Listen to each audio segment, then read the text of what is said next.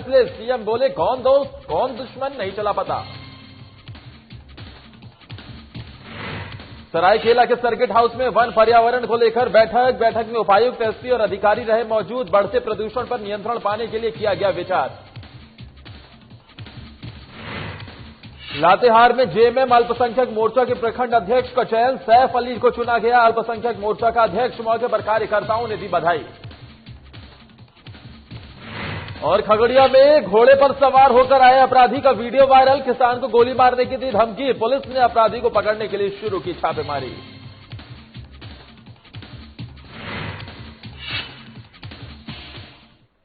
JDU की राज्य कार्यकारिणी की बैठक शुरू हो गई है। इस बैठक पर सबकी निगाहें टिकी हुई हैं। राष्ट्रीय कार्यकारिणी में फेरबदल कर सबको चौंकाने वाले नीतीश कुमार राज्य कार्यकारिणी बैठक में भी कोई बड़ा फैसला ले सकते हैं। वहीं बैठक में मुख्यमंत्री नीतीश कुमार और पार्टी के राष्ट्रीय अध्यक्ष आरसीपी सिंह शामिल हैं। जेडीयू की राज्य कार्यकारिणी में लगभग 300 सदस्य हैं। सूत्रों की माने तो राज्य कार्यकारिणी में बदलाव के भी वहां हो सकते हैं। वहीं घात करने वाले पार्टी नेताओं की पहचान कर उन पर कार्रवाई हो सकती है। जानकारी के मुताबिक देश के राजनीतिक हालात पर चर्चा होगी और आगे की रणनीति पर फैसला लिया जाएगा। सूत्रों का कहना है कि राज्य सरकार ने अब 7 निश्चय पार्ट 2 के बिंदुओं पर काम शुरू कर दिया है, जिसे लेकर जेडीयू की प्रदेश कार्यकारिणी में भी चर्चा होगी।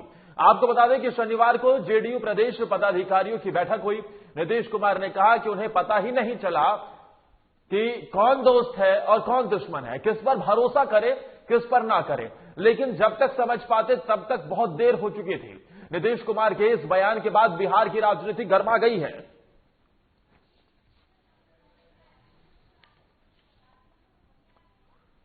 उधर मुजफ्फरपुर के खरौना में एक निजी टिश्यू कल्चर लैब के कार्यक्रम में केंद्रीय पशुपालन और मत्स्य विभाग के मंत्री गिरिराज सिंह पहुंचे और केंद्र सरकार की कोरोना काल में किए गए काम की सराहना की और कहा कि विपक्ष को हर चीज में सिर्फ सियासत ही नजर आ रही है।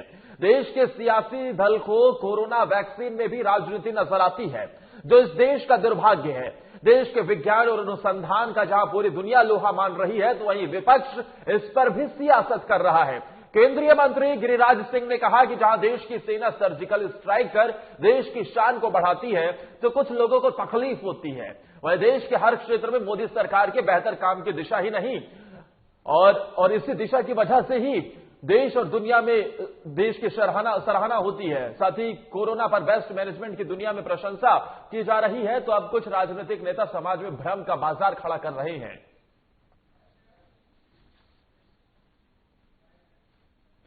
आज कोरोना वैक्सीन पर जब पूरे दुनिया में प्रधानमंत्री को वाहवाही मिल रही है, मैनेजमेंट पर, मृत्यु दर पर, ठीक होने के दर पर, आज हम एक्सपोर्ट कर रहे हैं पीपीई किट, हम एक्सपोर्ट कर रहे हैं वेंटिलेटर, 95 N95 मास्क, और आने वाले दिन में हम आत्मनिर्भर भारत के तहत कोरोना का वैक्सीन भी बनाने का काम किया और दुनिया को वैक्सीन एक्सपोर्ट भी करूंगा।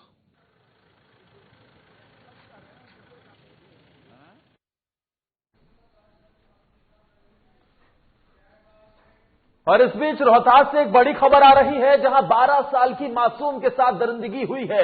बड़ी खबर हम आपको बता रहे हैं। देखिए किस तरीके से अपराध लगातार बढ़ता हुआ नजर आ रहा है और एक 12 साल की मासूम बच्ची को दरिंदों ने अपना शिकार बनाया है। लड़की के साथ सामूहिक दुष्कर्म की वारदात को अंजाम दिया गया और बताया जा रहा है कि जान पहचान के 2 लोगों ने ही इस वारदात को अंजाम दिया है। परिजनों की शिकायत पर केस दर्ज कर लिया गया है। वहीं आरोपियों की तलाश में पुलिस लगातार छापेमारी भी कर रही है। लेकिन इस बीच देखिए किस तरीके से एक मासूम बच्ची को इन दरिंदों ने निशाना बनाया और सामूहिक दुष्कर्म की वारदात को अंजाम दिया। लेकिन इसमें जो चौंकाने वाली बात यह है कि जान पहचान के जो 2 लोग हैं, उन्होंने ही इस वारदात को अंजाम दिया है। यानी जब घर में ही सांप बैठा हो तो फिर बाहर कौन डसेगा, ये हम कह सकते हैं। लेकिन लगातार जिस तरीके से दुष्कर्म की वारदात बढ़ती हुई नजर आ रही है, हैरान कर देती है। हमारे साथ रोहतास संवाददाता आशुतोष कुमार फोनलाइन पर जुड़ गए। आशुतोष, अपराधियों को कुछ पता चल पाया है क्या? जी बिल्कुल, अभी तक तो कुछ किसी भी अपराधी की धरपकड़ नहीं हुई है। फिलहाल जो है पुलिस इस मामले को पूरी गंभीरता से ले रही है, क्योंकि ये बहुत टिपिकल मामला है। 12 साल की नाबालिग लड़की के साथ दरिंदगी करना, ये मानवता को शर्मसार करने वाली घटना है। जी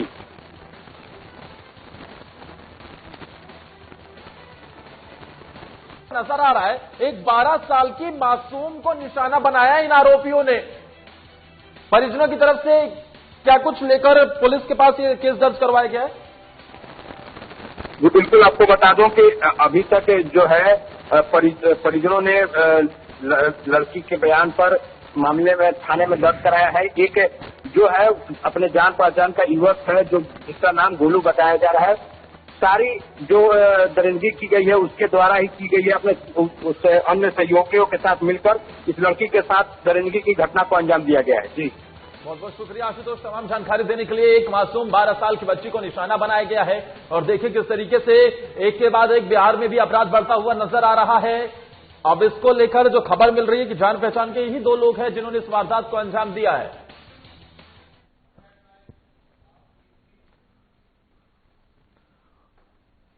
वन पर्यावरण और जलवायु परिवर्तन नियंत्रण समिति के सभापति सह विधायक सविता महतो की अध्यक्षता में बैठक की गई। यह बैठक सरायकेला सर्किट हाउस में की गई, जिसमें समिति के सदस्य बंधु तिर्की, संजीत सरदार, जिग्गा होरो, जिले के उपायुक्त, एसपी और तमाम विभाग के पदाधिकारी भी मौजूद रहे, जिसमें राज्य में बढ़ते प्रदूषण पर नियंत्रण करने के लिए विचार किया गया और अधिकारियों को जरूरी निर्देश दिए गए।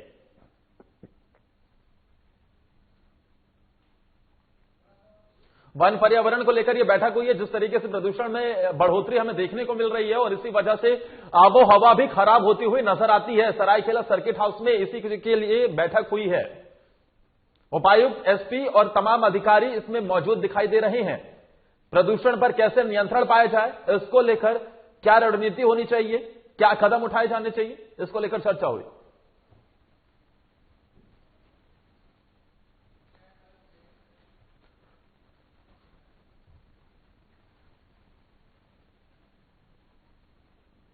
और यहां रुक रहे हैं एक ब्रेक के लिए। ब्रेक के उस पर खबरों का सिलसिला लगातार जारी रहेगा, आप कहीं मत जाइए, बने रहिए साधना प्लस के साथ।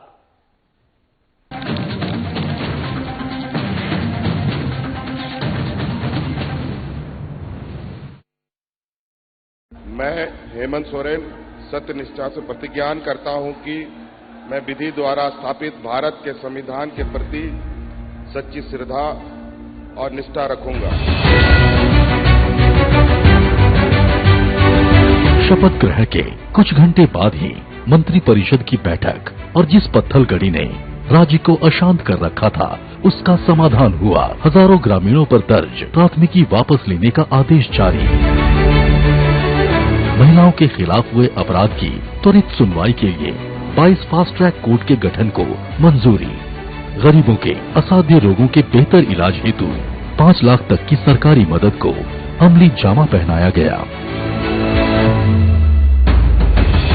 जरूरतमंदों को भोजन उपलब्ध कराने के लिए 6,595 मुख्यमंत्री दीदी किचन, मुख्यमंत्री विशेष किचन, 1300 दाल भात केंद्र, राज्य भर के अस्पतालों में isolation ward, Covid ward, oxygen युक्त बेड, आईसीयू, वेंटिलेटर और संक्रमण के जांच की व्यवस्था हुई।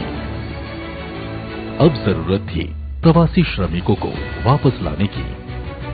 देश में सबसे पहले यहीं से पहल हुई और 484 श्रमिक एयरलिफ्ट 8.50 लाख श्रमिक भाइयों को श्रमिक स्पेशल ट्रेन से वापस लाया गया। 25 करोड़ मानव दिवस का सृजन एवं 20,000 करोड़ पारिश्रमिक देने के लक्ष्य के साथ योजना लागू की गई। श्रमिकों की मेहनत को सम्मान प्राप्ति के लिए बीआरओ से एमओयू हुआ और देश की सीमा पर सड़क निर्माण में संलग्न हुए। झारखंड की भावना को प्रतिबिंबित करने वाले राज्य के नए प्रतीक चिन्ह का अनावरण हुआ। महिला सशक्तिकरण की दिशा में फूलो झानो आशीर्वाद योजना के जरिए शराब हड़िया के निर्माण और बिक्री में शामिल महिलाएं अपने जीवन में बदलाव की प्रेरक कहानियां कर रही हैं। 26,000 सखी मंडल की बहनों को बैंक लिंकेज के माध्यम से 370 करोड़ एवं 111 कुशल नर्स को देश के बड़े अस्पतालों में नियुक्त किया गया। इस कड़ी को और सशक्त करते हुए 22 युवतियों को कपड़ा उद्योग में नौकरी दी गई। खेल के क्षेत्र में विश्व भर में परचम लहराने वाले झारखंड को 20 साल बाद 24 जिला खेल पदाधिकारी मिले, उनकी नियुक्ति सुनिश्चित हुई। इस तरह झारखंड अपने सीमित संसाधनों के साथ विकास के सभी सोपान तय कर रहा है ताकि राज्य की समृद्धि एवं समावेशी विकास की परिकल्पना को साकार किया जा सके।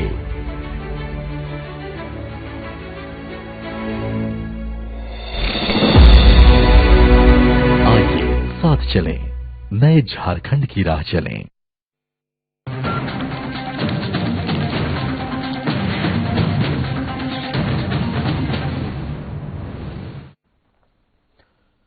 जेएमएम अल्पसंख्यक प्रकोष्ठ के अध्यक्ष वारिश अंसारी ने उन्हें प्रखंड अध्यक्ष चुना गया है। आपको बता दें कि जेएमएम अल्पसंख्यक मोर्चा महुआ ढांड प्रखंड समिति के प्रखंड अध्यक्ष के रूप में मोहम्मद सैफ अली को मनोनीत किया गया है, जिनका प्रमाण पत्र जेएमएम के युवा जिला उपाध्यक्ष परवेज आलम ने दिया है। मोहम्मद सैफ को अल्पसंख्यक प्रकोष्ठ के प्रदेश अध्यक्ष बनाने पर प्रखंड के कार्यकर्ताओं ने बधाई दी है।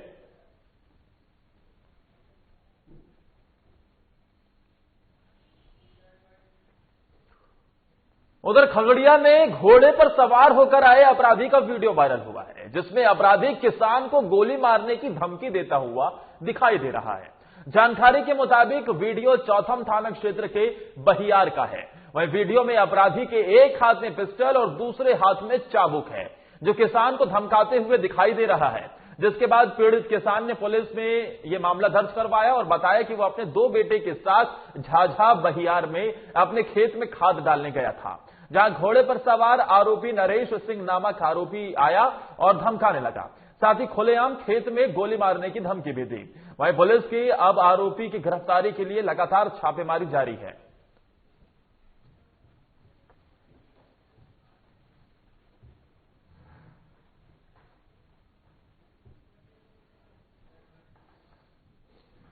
नवादा पुलिस को गश्ती के समय NH 31 के पास 25 साल के युवक का शव मिला है, जिसे पुलिस ने पोस्टमार्टम के लिए सदर अस्पताल में भेज दिया है और शव की पहचान की जा रही है।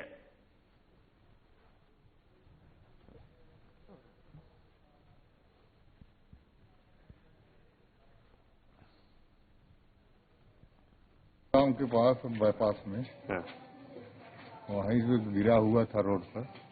वहीं से हम लोग गाड़ी वाला बताया था, हम लोग गया और उठा के लेकर। पता चल रहा है कि कहाँ का ये है? ना पता नहीं चला है, यह अज्ञात है। आगे बढ़ते हुए बात मधुबनी की करते हैं, जहां डीएम अमित कुमार ने बेनीपट्टी प्रखंड से अंचल कार्यालय का निरीक्षण किया है। डीएम ने आरटीपीएस काउंटर, अंचल कार्यालय, सीओ और बीडीओ कार्यालय, प्रखंड कर्मियों को कार्यालय सहित प्रखंड सह अंचल के सभी कार्यालयों का जायजा लिया। उन्होंने प्रखंड और अंचल कार्यालय साथ ही आरटीपीएस काउंटर की स्थिति देख नाराजगी व्यक्त की। डीएम ने आरटीपीएस काउंटर के आईटी सहायक को प्रमाण पत्र बनने के बाद उसी दिन वितरण की सशक्त व्यवस्था करने का निर्देश दिया। डीएम ने बीडीओ को सामाजिक सुरक्षा से संबंधित कार्य में कोताही नहीं बरतने का निर्देश दिया। इसके अलावा कहा कि भौगोलिक स्थिति जानने, प्रखंड सह अंचल कार्यालय में क्या कमी है और विकासात्मक योजनाओं की क्या स्थिति है, इसके संबंध में बीडीओ, सीओ और पीओ से जानकारी ली गई है।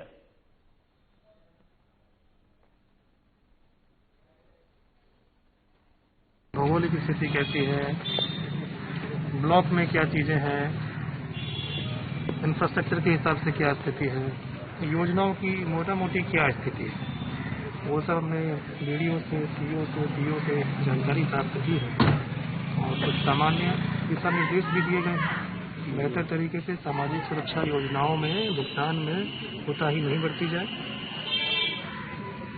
आरटीपीएस सेंटर को देखा गया और कुछ डायरेक्शन दिए गए कि सर्टिफिकेट के बनने के बाद में सेम डे उसका वितरण की अच्छी और इफेक्टिव व्यवस्था की जाए। पूर्व विधायक बोगो सिंह ने बीजेपी पर तंज कसा है। दरअसल बोगो सिंह बैठक में शामिल होने के लिए पहुंचे थे, जहां उन्होंने बीजेपी पर निशाना साधते हुए कहा कि जेडीयू के खराब प्रदर्शन के लिए बीजेपी जिम्मेदार है। साथ ही यह भी कहा कि चुनाव में एलजेपी का कोई वजूद नहीं है, बीजेपी के वोट नहीं देने के चलते ही उनकी हार हुई है। बोगो सिंह के इस बयान के बाद सियासी पारा बिहार में गर्म होता हुआ नजर आ रहा है। जाहिर तौर पर उन्होंने अपने सहयोगी दल पर ही निशाना साध दिया है और कह दिया है कि उन्हीं की वजह से ही उनकी सीटें कम आई है।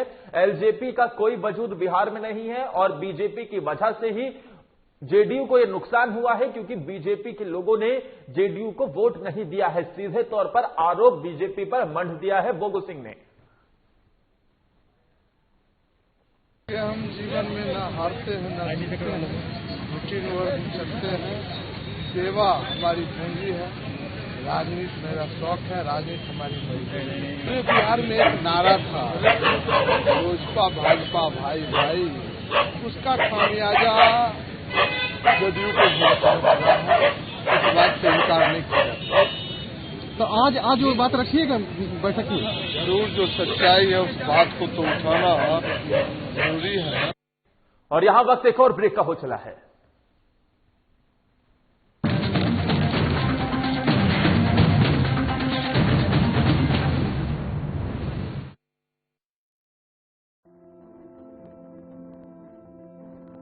कोरोना का संकट अभी टला नहीं है, इसलिए लापरवाही बिल्कुल नहीं। जब भी घर से बाहर निकले मास्क जरूर लगाएं। दूसरी बात, एक दूसरे से कम 2 गज की दूरी बनाएं। और तीसरा, अपने हाथों को साबुन से अच्छी तरह बार बार धोएं। यदि हम इन सभी मुख्य बातों पर अमल कर लें तो कोरोना वायरस के संक्रमण से बच सकते हैं और हमारा राज्य कोरोना मुक्त हो सकता है। मेरे प्यारे झारखंड वासियों, कोरोना का जंग अभी जारी है। हम और आप मिलकर ही इस जंग को जीत सकते हैं। इसलिए सरकार द्वारा दिए जा रहे निर्देशों का पालन करें और विश्वास रखें, हम और आप मिलकर जरूर इस जंग को जीतेंगे। सूचना एवं जनसंपर्क विभाग, झारखंड सरकार द्वारा जनहित में प्रसारित।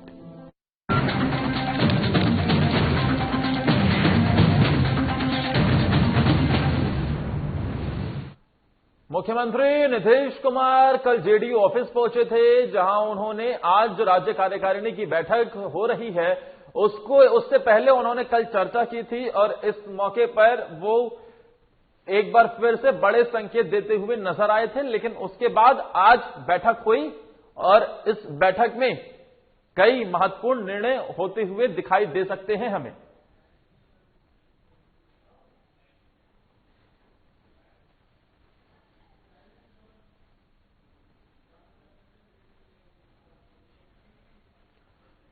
पटना सिटी में हथियार समेत 5 अपराधियों को पुलिस ने गिरफ्तार किया है। राजधानी पटना में आपराधिक घटनाओं पर लगाम लगाने को लेकर अपराधियों की धरपकड़ की जा रही है। इसी क्रम में पटना सिटी के आलमगंज थाने की पुलिस ने हथियार समेत 5 अपराधियों को गिरफ्तार किया है, जहां आलमगंज थानाध्यक्ष सुधीर कुमार ने बताया है कि अरफाबाद कॉलोनी नहर इलाके से 2 अपराधियों को लोडेड देसी कट्टा और कारतूस के साथ गिरफ्तार किया गया। गिरफ्तार अपराधी मनोज कुमार और छोटू कुमार पहले भी लूटपाट की घटना में जेल जा चुके हैं। वहीं लड्डू अखाड़ा गैस के पास एक बदमाश ने 3 बदमाशों ने एक युवक से मोबाइल छीनकर वो भाग रहे थे, जहां मौके पर तैनात क्विक मोबाइल के जवानों ने पीछा कर एनएमसीएच के पास से उन्हें गिरफ्तार कर लिया है। आपको बता दें कि गिरफ्तार बदमाशों की पहचान शुभम कुमार, भिक्कू कुमार और मोहम्मद आमिर के रूप में की गई है। फिलहाल सभी 5 अपराधियों से पूछताछ कर न्यायिक हिरासत में भेज दिया गया है। ये लड्डू खड़ा से घर जा रहा था, उसी क्रम में जो है 3 व्यक्ति R15 मोटरसाइकिल से और उनका मोबाइल को झपट कर भागने लगे। उसी क्रम में वहां पर पुलिस जो मौजूद थी उससे खदेड़ कर उसको पकड़ लिया गया, जिसमें एक का नाम शुभम कुमार, दूसरा का नाम भिक्कू कुमार जो दोनों दीवान मोहल्ला खाजीलग रहने वाले हैं, और तीसरा जो है मोहम्मद आमिर बेलबड़गंज के रहने वाले हैं। और उनके पास में से छीना गया मोबाइल और उनके जो यूज किया हुआ गाड़ी था उसको बरामद किया गया है। इसी प्रकार से कल आलमगंज थाना अंतर्गत अरफाबाद नहर के पास से 2 अपराधी को गिरफ्तार किया गया है, जिनके पास से एक देसी कट्टा तथा एक गोली, तो दूसरे के पास से 2 गोली बरामद किया गया है। और उनका नाम मनोज कुमार उर्फ गुंगा है, दूसरा का नाम है छोटू कुमार है। दोनों गुड़ की मंडी के रहने वाले हैं और हाल ही में जेल से छूटकर आए हैं। इनका आपराधिक इतिहास है। मुजफ्फरपुर में आयोजित राज्य स्तरीय जूनियर महिला कबड्डी प्रतियोगिता में शामिल होने को लेकर सीतामढ़ी से टीम रवाना हुई। सीतामढ़ी की डीएम अभिलाषा कुमारी शर्मा ने टीम को हरी झंडी दिखाकर रवाना किया। मुजफ्फरपुर में आयोजित इस प्रतियोगिता में बिहार के कुल 10 टीमें हिस्सा ले रही हैं।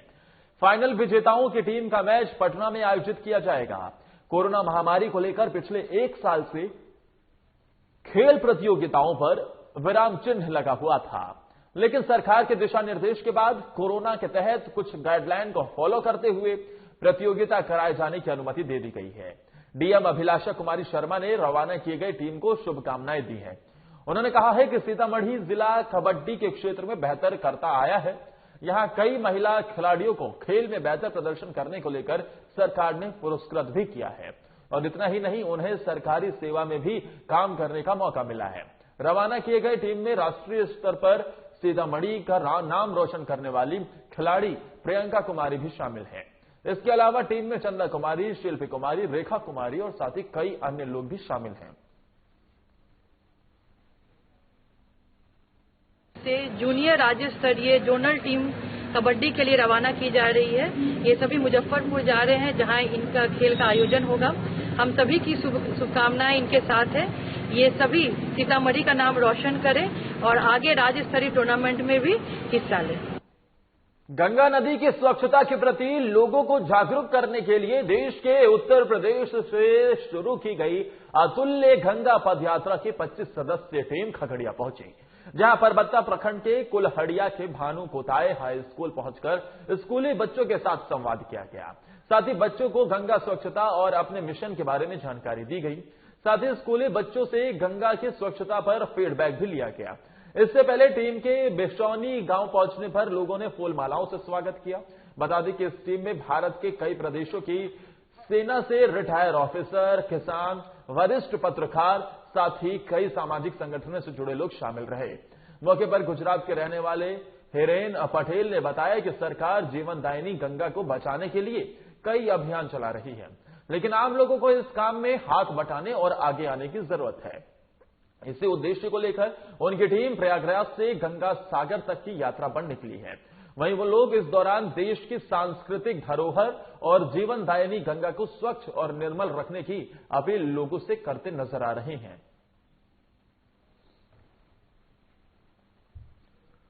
फारबिसगंज अनुमंडलीय अस्पताल में इन दिनों सब कुछ ठीक ठाक नहीं चल रहा है। डॉक्टर पर शराब सेवन का कथित आरोप लगाकर लोगों ने जमकर हंगामा मचाया। फारबिसगंज अनुमंडलीय अस्पताल में एक रोगी की इलाज के दौरान मौत पर डॉक्टर पर लापरवाही बरतने का आरोप लगाते हुए अस्पताल में परिजनों ने जमकर हंगामा काटा है।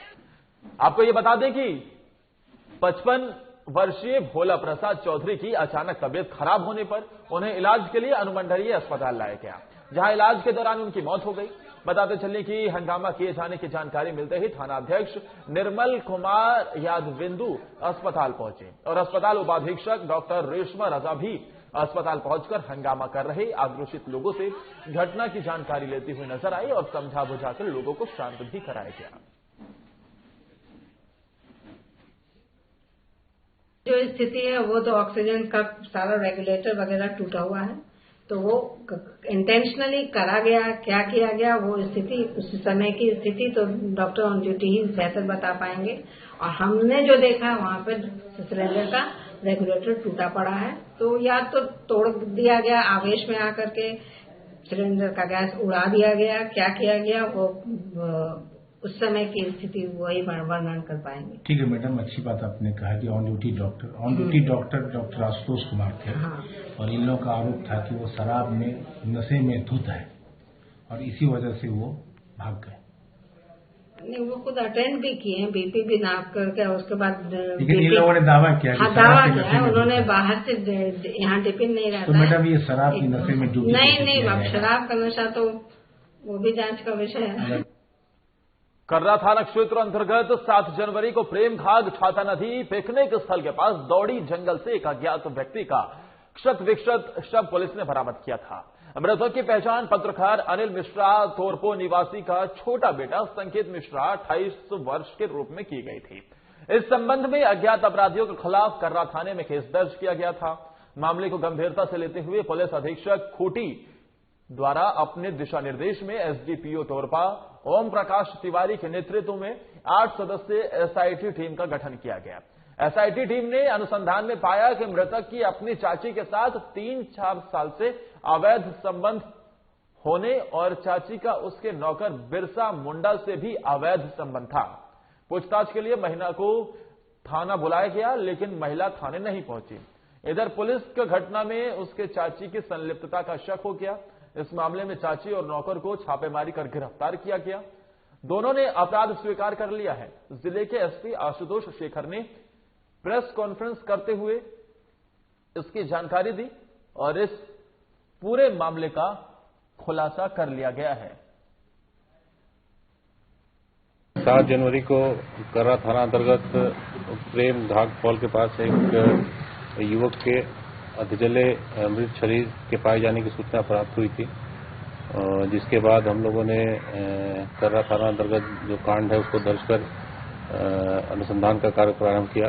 अनुसंधान के क्रम में युवक की पहचान संकेत मिश्रा के रूप में हुई थी, जो तोरपा स्थित पत्रकार अनिल मिश्रा के पुत्र हैं, सबसे छोटे पुत्र हैं, और उन्हीं के बयान पर अज्ञात अपराध कर्मियों के विरुद्ध कांड दर्ज कर कांड का अनुसंधान प्रारंभ किया। गिरिडीह जिले के धनवार बाजार स्थित बंधन गैस एजेंसी में शनिवार को एलपीजी सेफ्टी क्लिनिक का आयोजन किया गया। इस कार्यक्रम में मुख्य रूप से बीजेपी के नेता पवन साव मौजूद रहे। कार्यक्रम के दौरान प्रधानमंत्री उज्ज्वला योजना के तहत दर्जनों महिला उपभोक्ताओं ने भाग लिया। साथ ही गैस उपभोक्ताओं को गैस से सावधानियों के बारे में विस्तार से जानकारी दी गई और कई महिलाओं को गैस उपयोग करने की विधि सिखाई गई। एजेंसी द्वारा सभी उपभोक्ताओं से कहा गया कि गैस लेने के बाद गैस टंकी को जांच करवा कर ही ले कि कहीं टंकी लीक तो नहीं है। टंकी लीक होने पर इसकी सूचना तुरंत एजेंसी वालों को दे। वहीं गैस एजेंसी द्वारा उपभोक्ताओं के बीच ड्रॉ करवाया गया, जिसमें 3 महिलाओं को प्राइज देकर सम्मानित भी किया गया।